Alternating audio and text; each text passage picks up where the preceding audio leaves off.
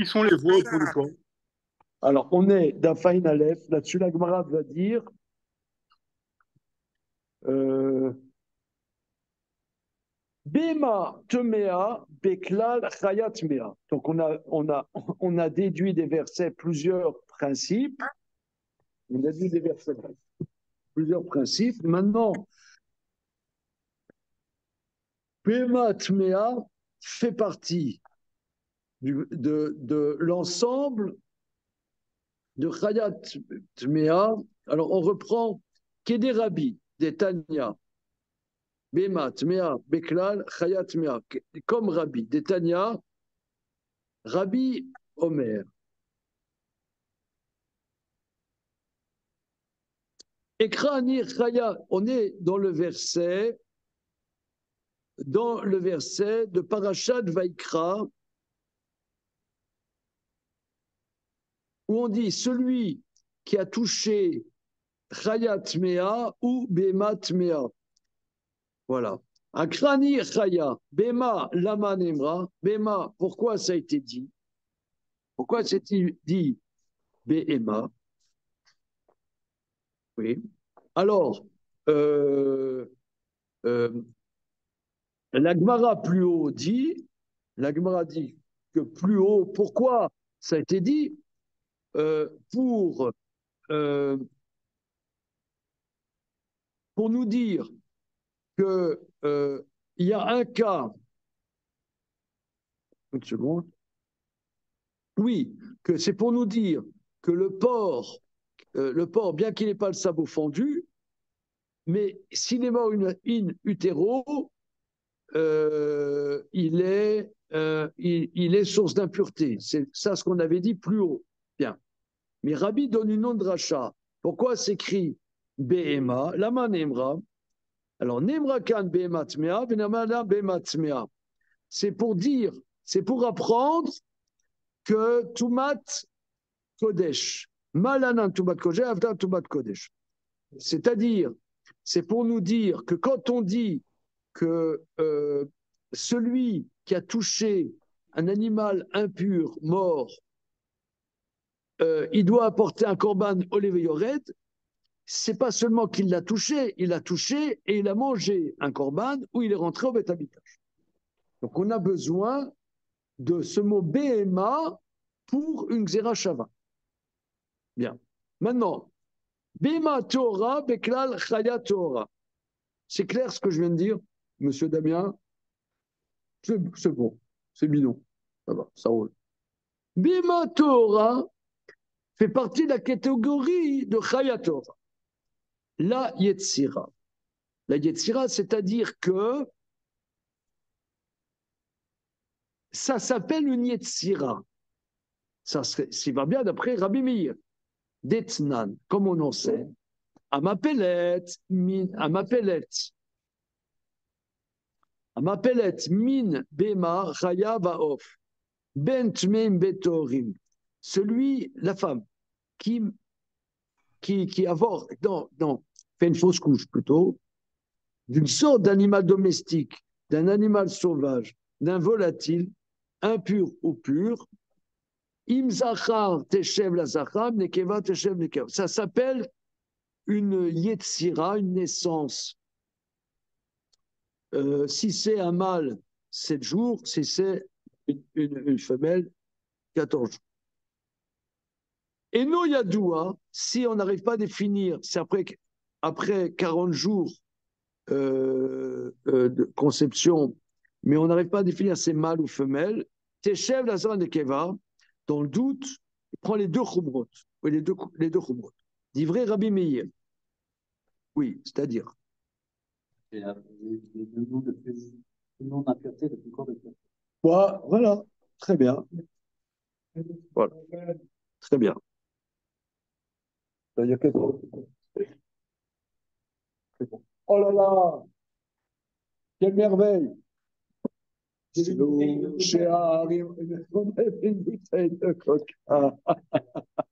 Salut. Allez, wesh. Allez, wesh. Qui est là? Wesh, la wesh. Il y a monsieur. Bonjour à tous. Salut.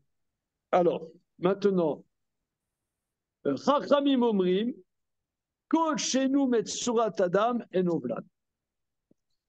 Je ne sais pas pourquoi il y en a en bas.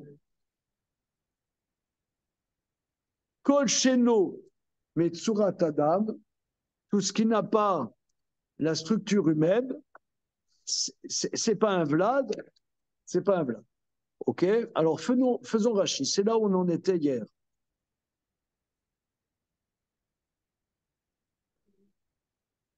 Bema Torah, Bekra Chama Torah, le Yetzira. Je refais Rashi. Hein. Un animal domestique pur fait partie d'un animal sauvage pur. Des Gabé Chaya Ketif. Au sujet de l'animal sauvage, c'est écrit dans Bereshit le terme Yetzira. Yetzer Hashem Elokim mina Adama kol Chayat Asadeh.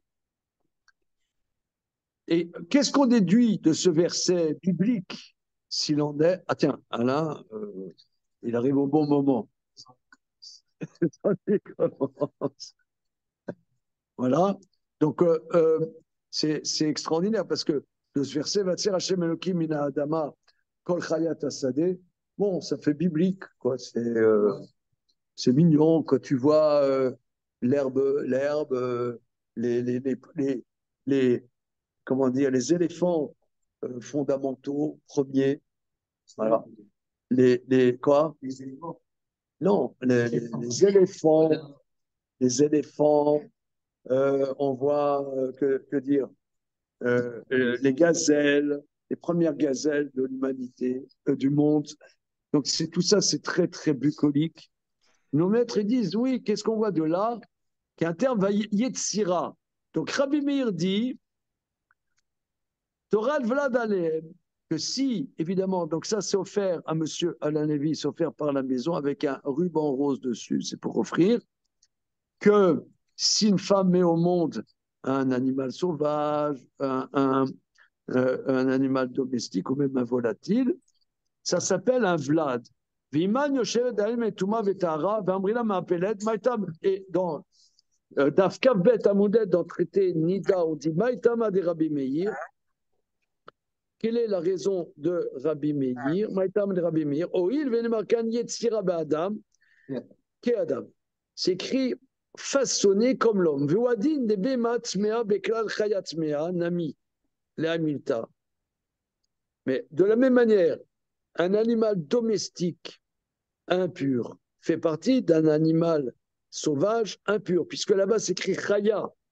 Et là, que va Paris, ba milta chariti. Mais étant donné que cette catégorie, que Bema Tmea fait partie de chaya Tmea, on en a besoin pour Rabbi.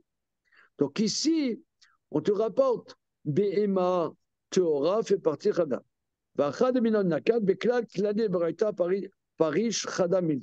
Donc chaque catégorie vient nous enseigner un din en tant que tel, bien qu'en vérité, tu pourrais apprendre que Bema Torah fait partie de Ratmea. Teshel Azachar, Shivat Metuma, Logasea Metoar, Shekol Damim, Sheora, Baem Tori. Teshem Lakeva, Shwaim, Tmeim, Ve Samervav Torah.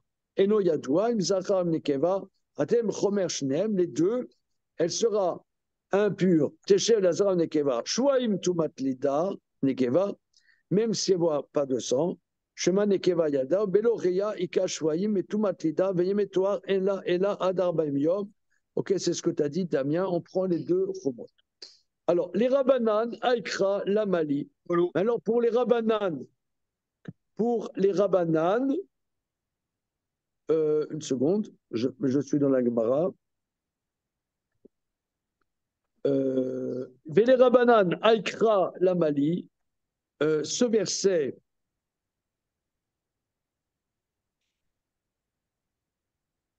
Rashi, Vele Rabbanan, Aïkra, Lamali,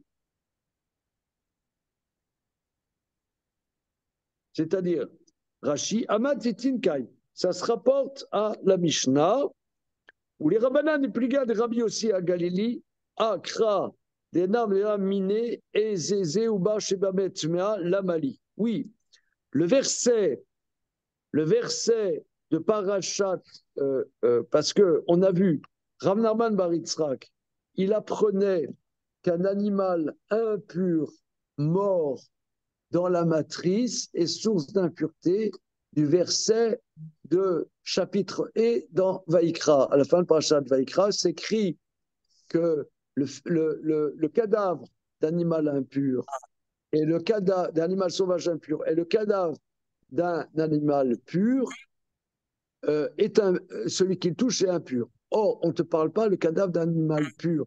Donc, Rav Nachman bar Yitzhak qui disait quel est le cas? C'est le cas où c'est à l'intérieur de la matrice. Or, les Rabbanan qui ne tiennent pas cette dracha, qui disent que même l'animal, le cadavre d'un animal impur in utero n'est pas source d'impureté. Qu'est-ce qu'ils se font de ce verset?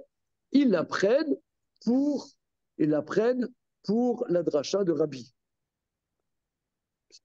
Pour la dracha de Rabbi, pour la Xerashava, pour la Toumat, celui qui mange du Kodesh ou qui rentre dans le Beth Amikdash. C'est ça, c'est ce que la Gemara dit. Amati dika, ramena de Pele de Rabbi aussi, kra, de Rav Nachman, ya flimine ezeu, leke de Rabbi udata, chaya tmea, découfé, bema tmea Xerashava, va aidekata tmea bebema, mishum Xerashava, katav nami bechaya, dekol parasha, shema, mishtit, noshit, abishvit, davashkava. Voilà. C'est bon. Oui, Rabbi. Maintenant, Mishnah suivant. C'est bon, les amis? Non. Qu'est-ce qui n'est pas bon? J'ai bugué sur l'explication du mot Yetzira.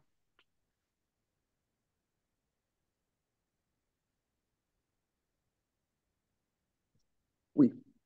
C'est-à-dire qu'on voit au sujet de l'homme, c'est écrit que Dieu a façonné l'homme.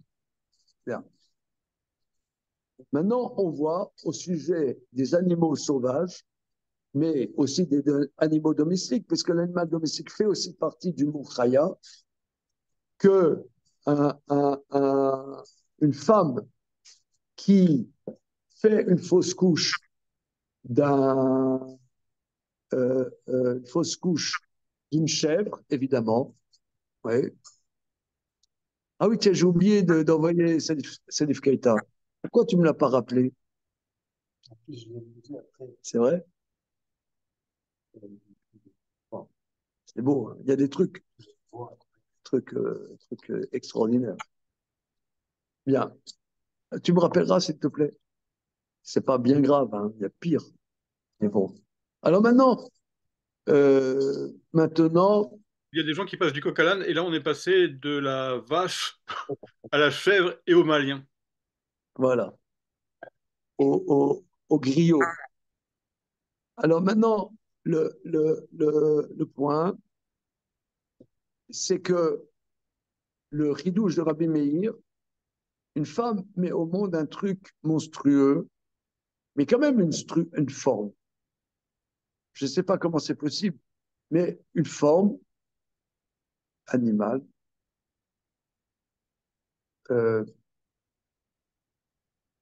Eh bien que ça soit monstrueux, ça s'appelle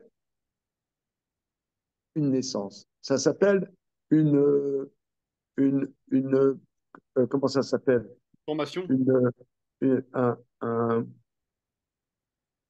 une existence. un être. Oui. Un être. C'est un être. Ça s'appelle Yetzira. Voilà. C'est un être. Mais pas Yetzi. Alors, puisque c'est un être, eh bien,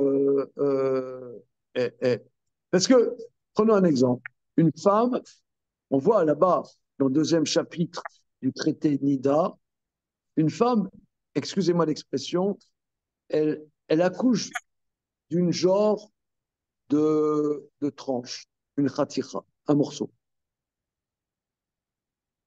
Eh ben, c'est pas une naissance. C'est pas, elle a pas mis au monde quelque chose. Elle n'a pas mis au monde quelque chose. Elle n'a pas les lois 7 jours, 33 jours, 14 jours. Vas-y. Parce que la question, c'est parce que comme les animaux, il n'y a pas de.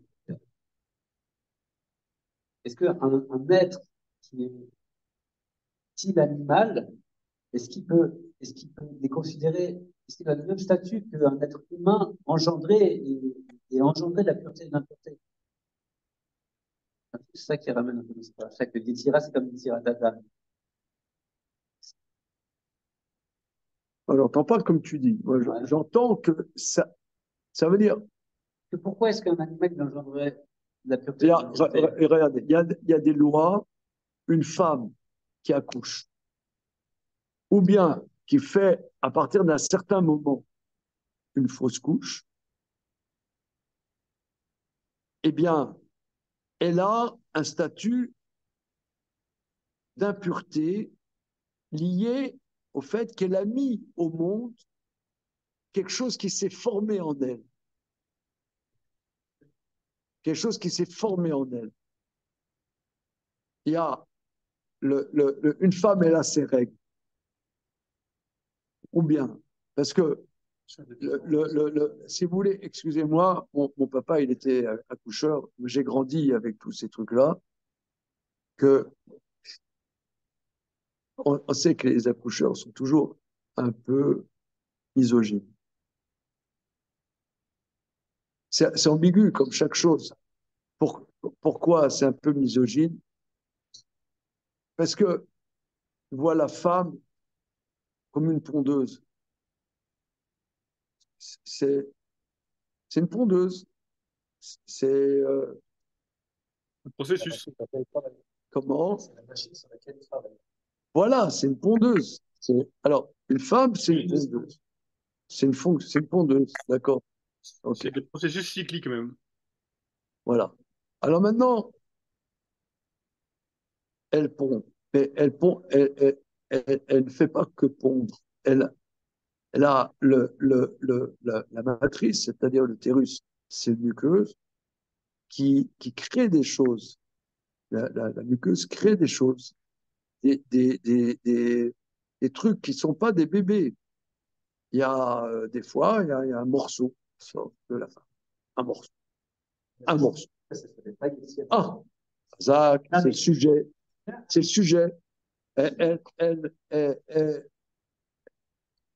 y a des trucs qui se forment parce que à l'intérieur d'elle, il y a une genre de machine qui crée des trucs. Et elle a des sécrétions, il y a du sang. Il y a même, on voit dans la Mishnah, des fois, il y a des sécrétions jaunes, des sécrétions vertes. C'est comme, par exemple, le nez. Des fois, tu as un rhume jaune, un rhume transparent, un jaune, vert, bleu. Oh, comment? Ouais, c'est mal barré. Ouais, c'est mal barré, mais c'est bleu. Il y a du bleu. Voilà, il y a du bleu. De la même manière, une femme, elle sécrète des trucs comme ça. Alors, des fois, c'est Nida, des fois, c'est pas Nida. Il y a plein de sécrétions. Parce que c'est une machine à sécrétion, à créer. Elle crée un morceau de quelque chose. Tu l'as dit très bien, Moshe. Ça, c'est pas quelque chose qui s'est formé en elle. Alors, il apprend que quelque chose de monstrueux comme un animal, eh ben, ça s'appelle une Yetzira. Quelque chose s'est formé en elle, elle a les lois d'accouchement. Si elle avait pas de l'œuf, ce serait une Yetzira aussi. C'est la logique de la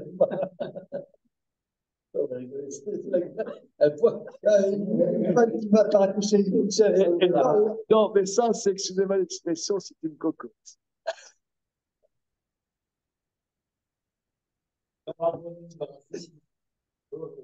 Il faut aller sur les grands boulevards. Non, au 19e siècle, tu sais, ils appelaient des cocottes comme ça. Maintenant, c'est plus, personne n'emploie ce terme. Mais un oiseau, une sorte d'oiseau, la Mishnah dit, elle met au monde une sorte un volatile. Voilà. Oui, mais pourquoi je dis un œuf, c'est parce qu'il n'est pas encore fait tomber. Maintenant, les Chachamim disent, alors, les Chachamim disent, monsieur Alain Lévy, bonjour. Non, non, t'es là, Alain, avec nous? Oui, bonjour, je suis là. Bien. Alors, les Chachamim disent, et que lorsque ce que la personne voit au moment de la conception du fœtus, a une incidence sur la, la physionomie du fœtus. Par exemple, juridiquement, est-ce que ça a un impact juridique? La ressemblance, il y a une femme mariée, elle est allée un peu gazouiller à droite à gauche. Elle a un gosse qui ressemble à son amant. Pourquoi il rigole? Comment? Le voisin et le gosse ont la même tronche. Or, nos maîtres disent qu'une femme qui vit maritalement avec son mari, même si elle l'a trompé, étant donné qu'elle vit toujours maritalement jusqu'à nouvel ordre, cet enfant, et il y a plus de chances majoritaires que ce soit du mari que de quelqu'un d'autre avec qui elle irait sporadiquement, donc cet enfant est légitime. Et s'il est noir?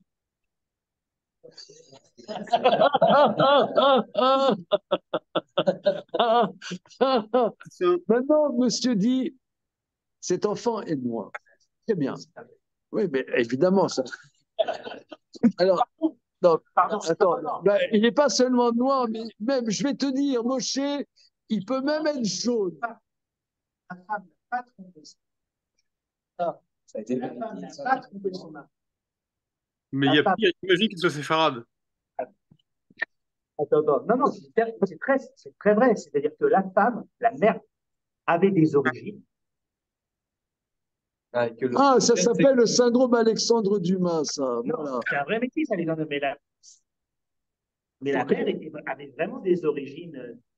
Il y a trois générations. Et... Ok, d'accord, ok, bon, d'accord.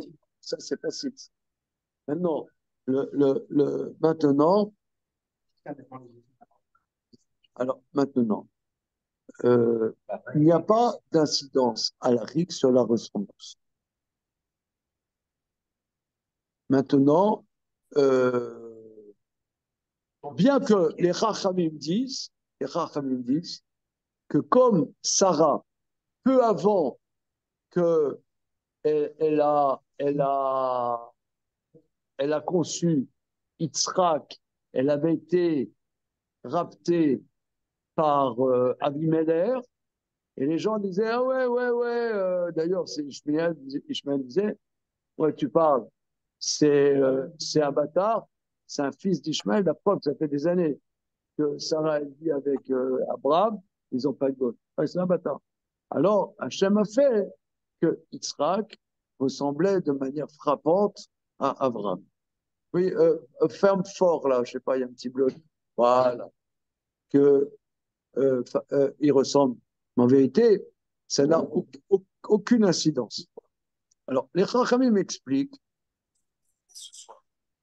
que dans la conception, ce qu'on voit ou ce qu'on pense a une incidence sur le physique. Moi, j'ai pas d'opinion. Hein. J'ai pas d'opinion. Comment? Voilà. Razak. Et la preuve de cette démarche, c'est que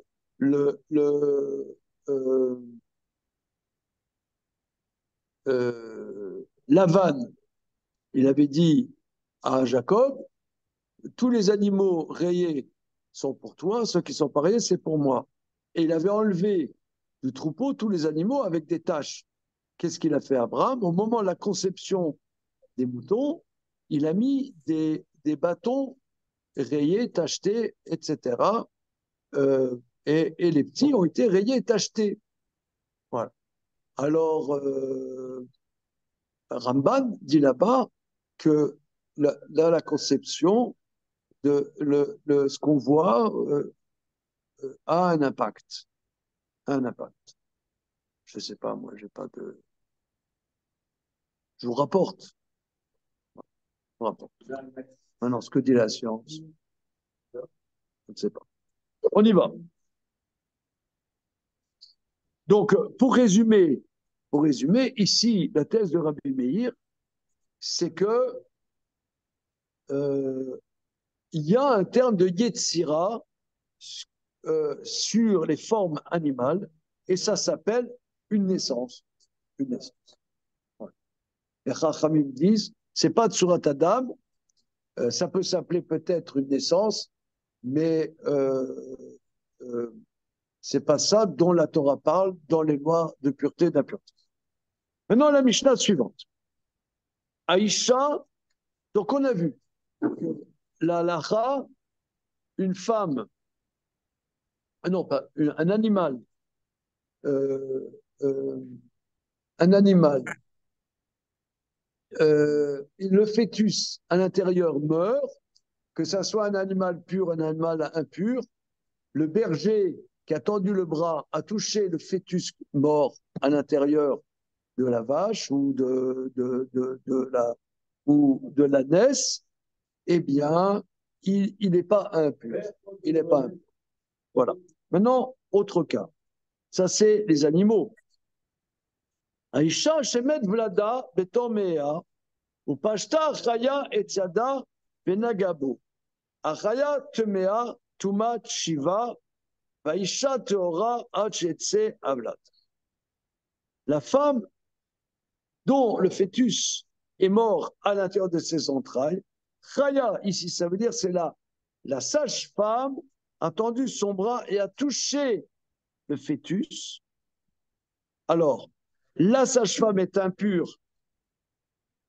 Une impureté de 7 jours a-t-il devoir toucher un cadavre humain, cadavre humain.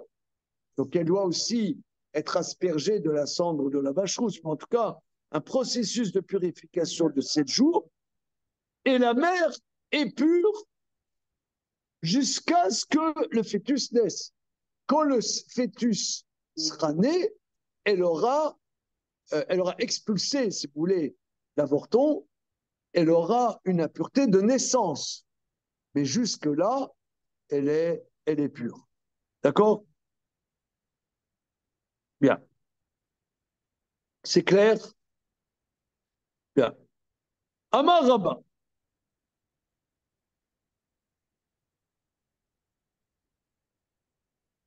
Amar Rabba. Rabba nous dit Keshem Shetuma Beloua Ena Betama, car Tara Beloua Ena Mitama.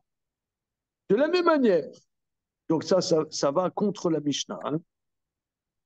De la même manière qu'une impureté avalée, inside du corps, ne rend pas impur. De la même manière, une pureté avalée ne prend pas l'impureté. Comment? Oui, puisque là, dans la Mishnah, le cadavre du fœtus inside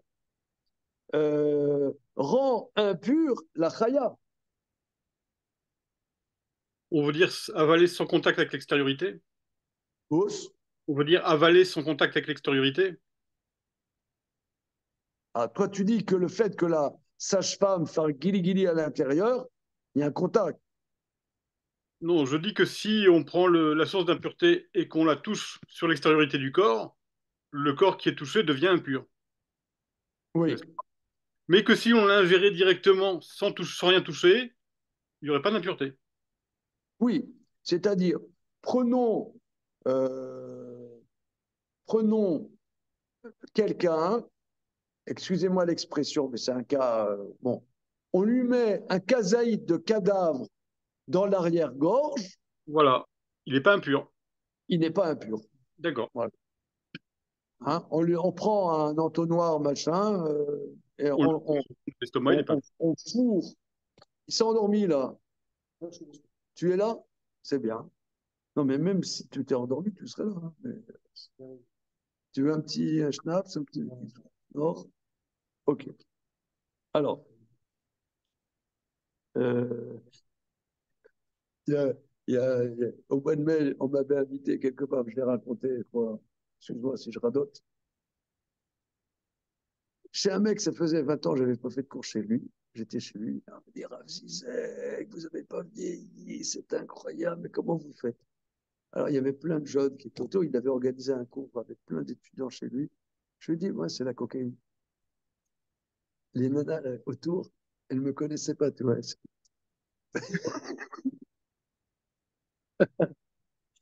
Bon, ce étant. Alors, faisons Rachid. כשם שטומאה בלואה אינה מטמאה אחרים דמפרש בה קרא בידיה ככמה. De la même manière qu'une impureté avalée ne rend pas impure autre chose, comme on va voir dans les versets dans la suite. C'est très intéressant. Rachid nous dit c'est pas un problème intuitif, c'est pas du tout intuitif, c'est on apprend des versets. Car tarab loua nametama. De la même manière, quelque chose qui est pur, qui est avalé. Prenons par exemple, il y a, je ne sais pas moi, euh, euh, la personne a dans son arrière-gorge un kazaït, une petite pomme, hein, et dans une pièce où il y a un cadavre, cette pomme n'est pas impure. La personne sort et, je ne sais pas, elle recrache cette pomme n'est pas impure. C'est tenté que, bon, voilà. Kegon, bala, taba'a, Torah. C'est la même chose avec un cas un peu plus vraisemblable. Cette personne a avalé une bague pure, une bague en métal.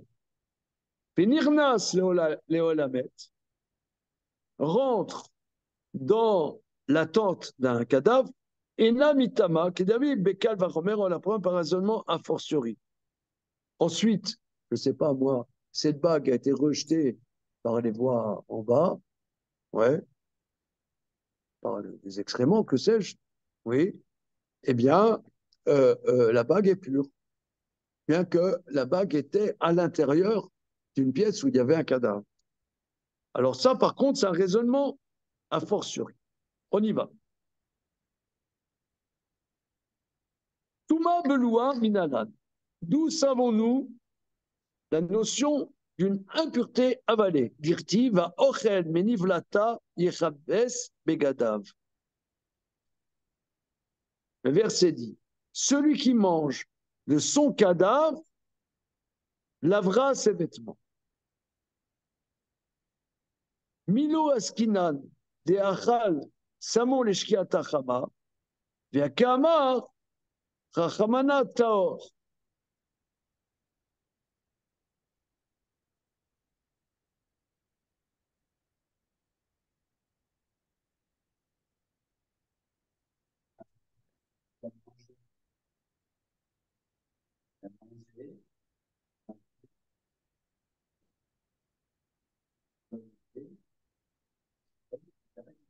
Il n'a pas digéré, c'est ça.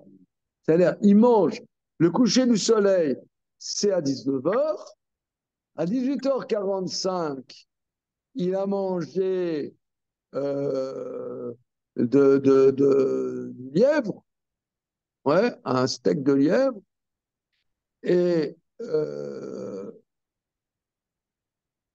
donc, il mange, il est impur. Il va au mikvé à la sortie des étoiles. En Israël, entre le coucher du soleil et la sortie des étoiles, c'est très court. Eh bien, il est pur à la sortie des étoiles, nonobstant le fait que inside, il y a quelque chose d'impur. Ça s'appelle Touma Bloua. C'est bon? La vie est belle. Milo Askina, n'est-ce pas, on parle, des Achal Samour Eshkiat Achama, qu'il a mangé proche du cocher du soleil, et Keamar Rachamana Taor. Dieu dit qu'il est pur, bien qu'à l'intérieur se balade quelque chose de fondamentalement impur. Regardons Rashi. Milo Askinan, n'est-ce pas qu'on parle? Afilou Beochen Mevela, Samour Eshkiat Achama. La personne a mangé Nevela, quelque chose d'un cadavre, d'animal, proche du coucher du soleil. Dalaïn Ibemea. Donc, la viande là, impure, est dans ses entrailles. Velonitakla n'est pas digérée. Feke metaer la kra berev shemesh. et que par le fait que le soleil se soit couché, c'est pur. Alma. Mais qui va chez Nivla, étant donné que c'est absorbé, Aré, Kemu, Kelet, c'est comme digérer, l'ignan et tamé. Il n'y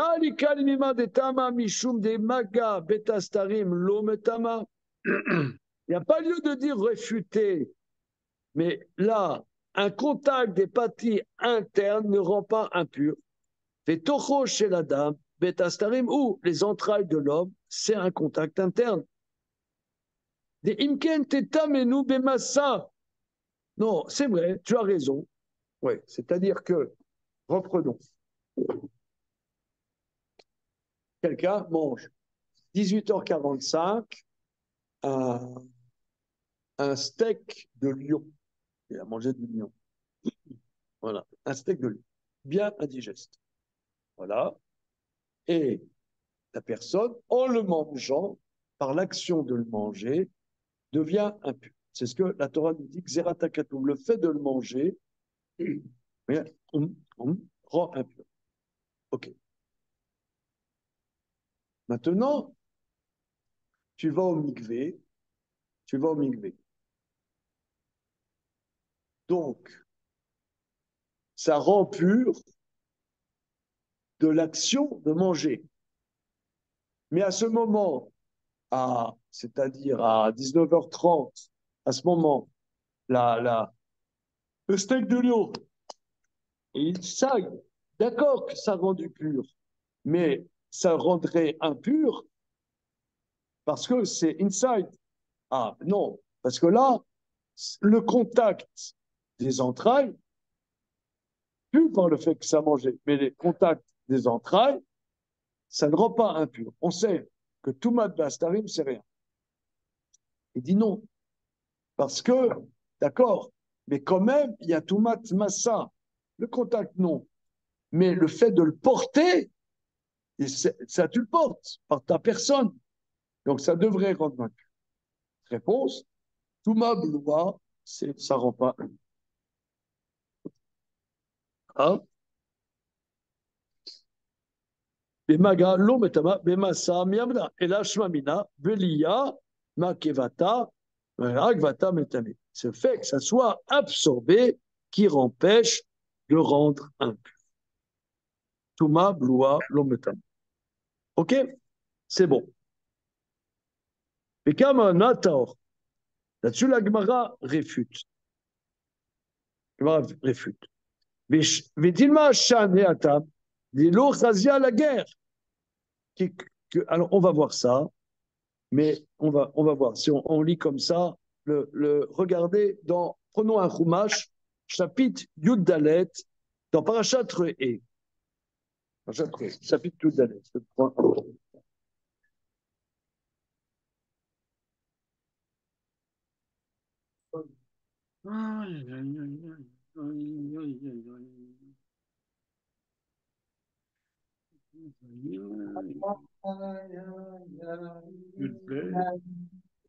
Yud de lettres.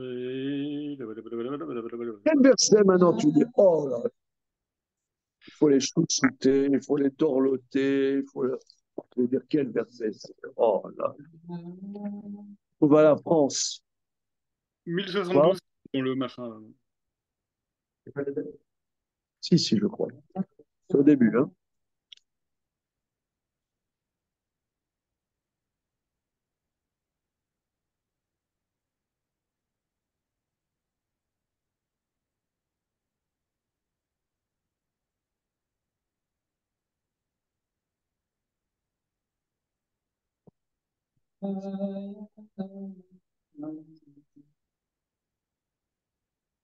Voilà. Passou Kafalef, chapitre Yudalet, Passou Kafalef, qu'on se le dise.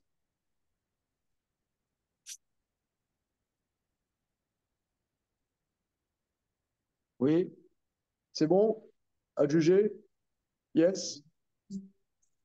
L'auton-loup konevela. Ne mangez pas toute nevela. La guerre, Asher Bisharera Titenena, ve'achala, omachor lanochi. Kiam kadosh ata l'Hashem Elokecha lo tevashel gedi b'chalev imo kadesh. Voilà. Ne mange pas tout animal mort sans shrita, ou bien konevela, même un animal pur ou impur. Hein? Ouais, ça ferme un peu mal là. Ouais. Ok. Manque une vis. Il y a plein de bugs comme ça. Hein. Il y en a... Ok, on y va. Voilà. L'autorlou konevela. Ne mangez pas tout cadavre d'un animal pur ou impur. La guerre Asher Bisharera Titenena. Aux guerres ici, on parle de guerre Toshav. Qu'est-ce que c'est le guerre Toshav? Le résident étranger.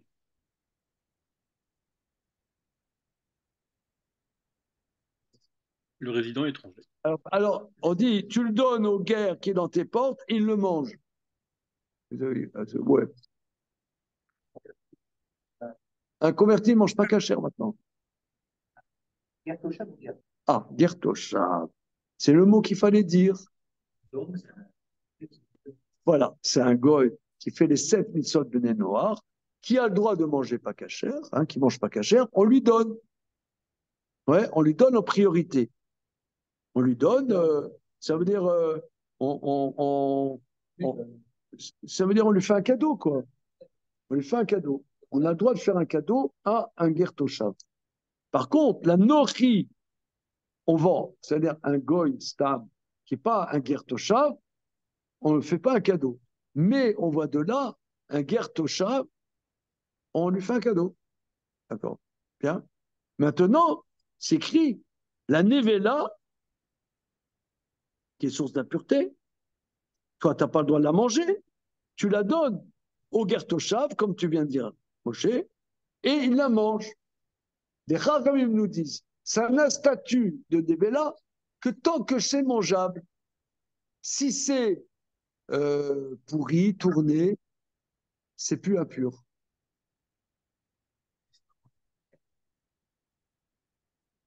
Non, mais c'est plus impur. C'est plus impur. Alors, ça a des incidences halakhiques majeures. C'est-à-dire que quelque chose de pas cachère, quelque chose de pas cachère, mais qui est tourné. Tu as du magnifique langouste mayonnaise qui est restée au soleil et elle est un peu, elle est blette. C'est peut-être pas interdit. Maintenant,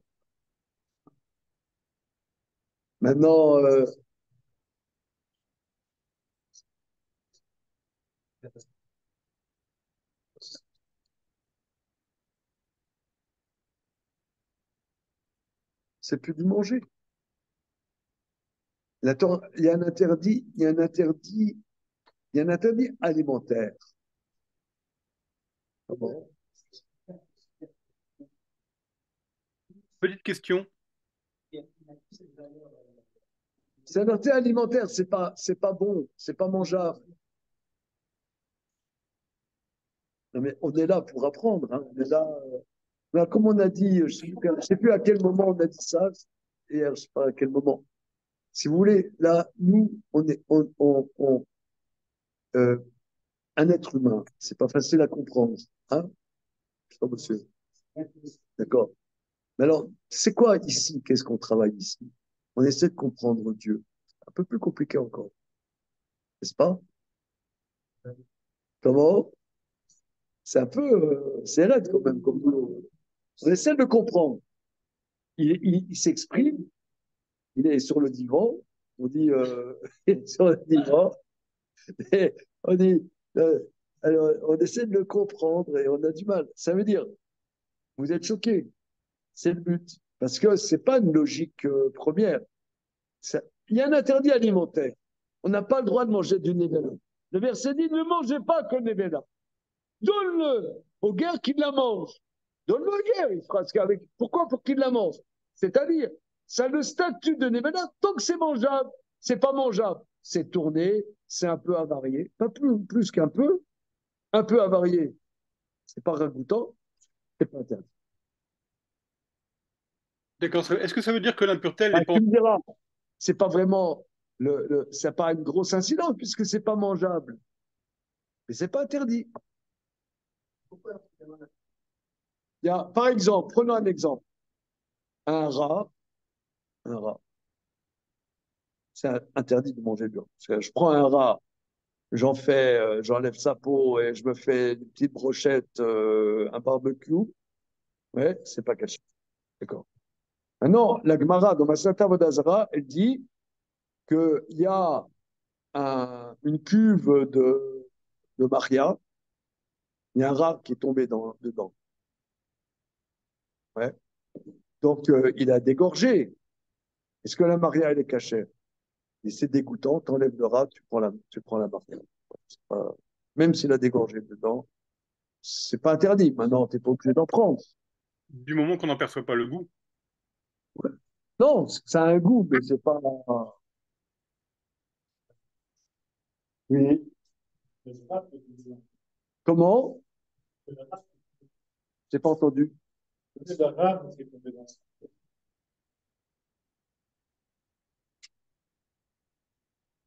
C'est qui? Oui, le bébé, c'est. Ok. Même par exemple, tu as, disons, tu prépares ton poulet basquez pour vendredi soir. Ouais. Des fois, nous, poulet, toi, tomates, olives, et tu vois une grosse araignée dedans. Mais c'est pas cachère. Qu'est-ce que tu fais? Voilà. D'abord, tu ne montres pas à ta femme. Tu tournes la tête. Tu ne montres pas à ta femme. Mais avant que tu aies montré à qui que ce soit, qu'est-ce que tu fais? Allez, vas-y, dribble. Même si elle Tu l'enlèves. Ah, mais peut-être ça donnait du goût, ça dégorgeait dans tes tomates et ton poulet. Même quand bien même ça reste dégorgé, ça s'appelle ta'am l'isgam, le goût est dégoûtant. C'est bon. Ta'am l'isgam, genre de goût. Est-ce que c'est des interdits? Est-ce qu'on faut comprendre? C'est des interdits alimentaires. Donc, c'est pas la chose elle-même qui est interdite. Par exemple, conséquence. Conséquence. Prenons par exemple conséquence. On, d'un singe, on a tiré de l'hypophyse du singe des molécules, je sais pas quoi, des molécules très bien pour la santé. Voilà. Et t'en fais des comprimés. C'est écrit hypothalamus de singe, de rhésus. D'accord?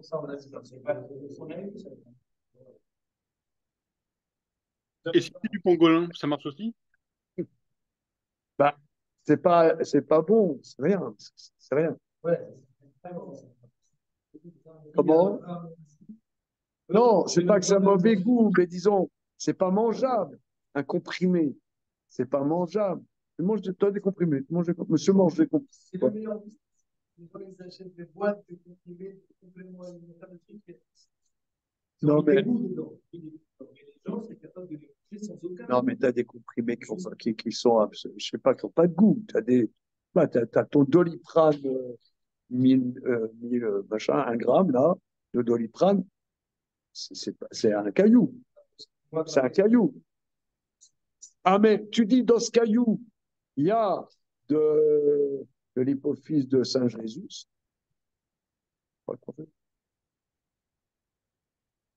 Mais si le raisonnement, c'est ce que vous avez dit la dernière fois, le fait qu'il y a eu une transformation, que c'est plus. Non, oui. Non, mais là, on ne parle pas de la transformation. On parle que ce n'est pas un aliment. C'est pas un aliment. Celui qui a des trucs comme non, il y a deux choses. Il n'a pas le droit. Non, il y a deux choses. Ce qu'on avait vu dans les temps passés, c'est les transformations. Maintenant, on ne parle pas de transformation, on parle que c'est plus un aliment. Ouais. Voilà. Mais selon quoi? Selon le goût, on ne veut pas avoir ça en bouche. On ne veut pas manger ce truc-là. Ou parce que ça va me rendre malade. Non, si c'est le goût. Non, c'est un atelier alimentaire. Mais si je prends un Chinois converti au judaïsme qui a mangé du rat toute sa vie, et là, il voit un rat qui est moisi, maintenant, il n'a plus le droit de le manger. Mais bon, comme il aimait bien le rat avant, celui-là, il est moisi, il va quand même le manger. Il a le droit, il n'a pas le droit. Très bien. Alors là, ce concept existe. C'est si, ça s'appelle, ça c'est un concept rabbinique. Si toi, tu te kiffes le truc, ça deviendra intéressant. Ah, d'accord. Il y a des gens, ils sont malades. Ouais. Ils aiment les trucs pourris, machin. Ouais. Ok, ça c'est un sujet annexe. C'est un sujet annexe. Mais si moi, ça me dégoûte, mais je le mange, c'est pas interdit. On peut revenir un instant en arrière. Alors, on y va. Oui. Une petite question pour revenir un instant en arrière sur notre Nevela et notre Gertosav. J'ai une Nevela et j'ai un Gertosav qui est mon ami. Je dis à mon ami Gertosav, prends ma Nevela. Il prend ma Nevela et il me la redonne. Est-ce que lorsqu'il me la redonne, la Nevela, elle a toujours son statut de Nevela ou elle a perdu son statut de Nevela? Pourquoi elle perdrait son statut de Nevela? Eh bien parce qu'elle cesse d'être impure au moment où je la donne aux guerres. Pourquoi? Par quel mystère? Mais c'était ça ma question. Est-ce Non, que non, non, l'impureté de non, pas du tout. la morte? Elle garde son statut Qu'elle est morte. tant qu'elle n'est pas tournée. Alors maintenant, prenons la Gemara. La Gemara dit, on veut prouver que Touma Bnoua n'est pas Metama du verset de celui qui 5 minutes, 2 minutes avant le coucher du soleil a mangé un steak de lion et ça le rend impur. Il va au mikvé et à la sortie des étoiles, il sera pur. Mais la tranche inside, elle se balade tout le temps. Ah, on dit contact, non, mais il y a massa. Donc, ça veut dire que massa de quelque chose qui est absorbé n'a pas d'incidence d'impureté. Là-dessus, l'Akbarani, non, ce n'est pas une preuve. C'est que la tranche là, qui est inside, elle est dégoûtante. Donc, elle est dégoûtante, elle perd son statut de Nevela. Donc ici, le chidouche de l'Agmara, c'est pas seulement elle perd son statut de Nevela par rapport à l'interdit alimentaire, mais aussi par rapport à l'impureté. C'est un chidouche. C'est ce que l'Agmara dit. OK? C'est à ces questions que je posais. Mina, une seconde. Une seconde. Non, mais quand même. Alors,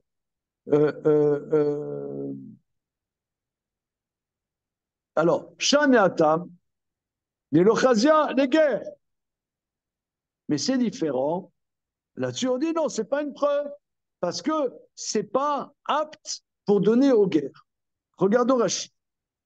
Anicha, Demasir Milatama, Meachali, Rabbi Yochanan, Damar, Bemaseret Bechorot. Bos, je suis dans l'Akbara, hein. Les Lochazia à la guerre. Là-dessus, l'Akbara dit Anicha, les Rabbi Yochanan. Ça va bien, hein. D'après Rabbi Yochanan, Damar, Aradzo, Varadzo, Ad, la Kelev, Shapir. Non. C'est que dans les lois d'impureté, il faut que ça soit plus apte à manger par un chien.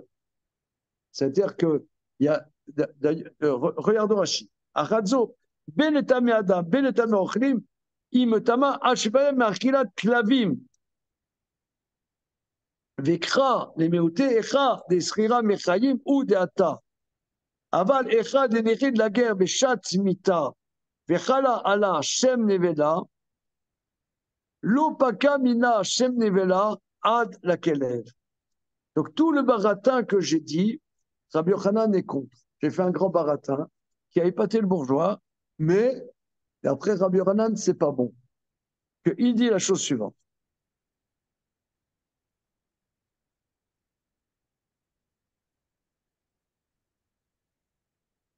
La Nevela, pour rendre impur un homme, ou pour rendre impur des aliments, ça arrête d'émetamer que quand des chiens ne peuvent pas le manger. C'est le même critère que pour le Hametz. Oui, c'est ça. C'est pas comme j'ai dit il y a 5 minutes. Et le verset qui dit que si c'est plus donnable aux guerres, le guerre ne le mangera pas, c'est si au moment de la mort, la charogne, l'animal était pourri. C'est un animal putréfié de son vivant, et que là, à ce moment-là, ne prend pas le statut de Nevela. Mais si au moment de la mort, il est sain, il est sain, et la chair est saine, elle prend son statut de Nevela, elle ne arrêtera de rendre impur que quand ça sera plus mangeable pour un chien. Or, une tranche qui est à l'intérieur du ventre de quelqu'un, par exemple, s'il le vomit, un chien va le manger. Donc, ça devrait être impur à titre de massa, et si ce n'est pas impur à titre de massa, ça veut dire que Touma Bloua n'est pas impur. Ne sera pas impur. Voilà. Ça, c'est Rabbi Yochanan. Ah, là, le Bar Pada Dama, Touma Chamura, la guerre, et Touma Kala Ad la Kelev. Regardons Rashi. Et là, les Bar Padat, Touma Chamura, les Tamé Adam, Ikrouya Nevela, c'est-à-dire, pour rendre impur un homme, ça s'appelle Nevela tant que c'est possible qu'un guerre puisse le manger. Aval mikan vila en sham shem nevela alia liot avatuma ela ochlim ou mashkim umdematama ad la kelev. Mais pour rendre impurs des aliments, il faut que ça soit, plus raoui la kelev. Or là, on disait que si c'est une touma bloua, ça devrait être impur à titre de massa. Or, c'est sûr qu'un homme ne peut plus le manger. Alors, je résume. Autrement dit, pour qu'un aliment soit impur, il faut déjà que ce soit un aliment.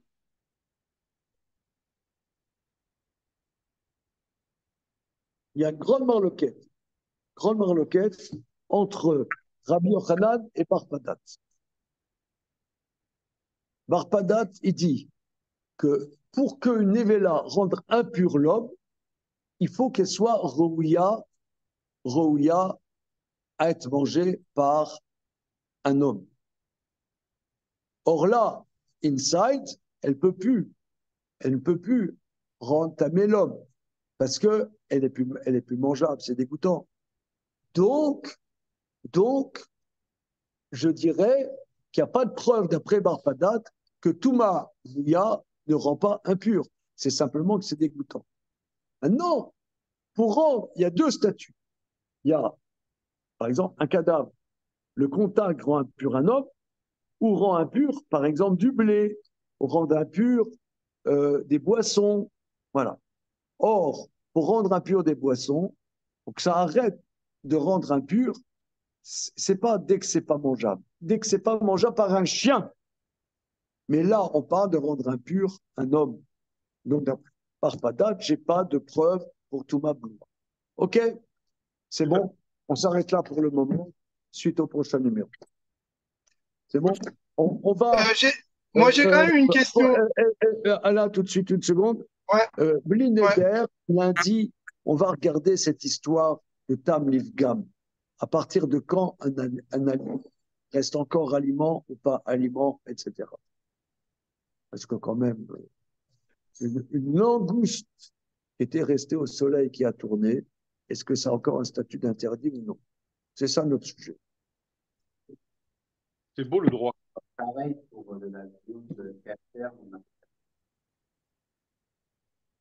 La viande cachère dont on peut faire shred, c'est Nevela. C'est ça dont ça parle. C'est pareil. Mais moi, j'ai une question. Oui. J'ai une question, c'est que la nevela, elle donne un statut d'impureté. Mais en quoi ça a un rapport avec le fait que ce soit un aliment ou pas? En fait, c'est un cadavre d'animal qui n'a pas été tué rituellement, qui rend impur, même par le contact. Pourquoi est-ce que le fait que ce soit plus un aliment, ça change quelque chose? Tu as raison. tu as raison. Mais on voit que les Chachamim assimilent les choses. Tu as tout à fait raison. Et moi-même, disons, ça m'a gêné dans la Gemara. Ta question m'a gêné. Mais on voit que les Ok. Chachamim relient l'impureté au fait que ça soit un aliment. C'est- Ici, l'impureté regarde. Voilà. Voilà. Et c'est vrai que c'est pas, on pourrait dire autrement. C'est bon. Merci les amis. Ok. Shabbat shalom. Good Shabbos. Shabbat shalom. Ouais, shalom. Shabbat. Shalom.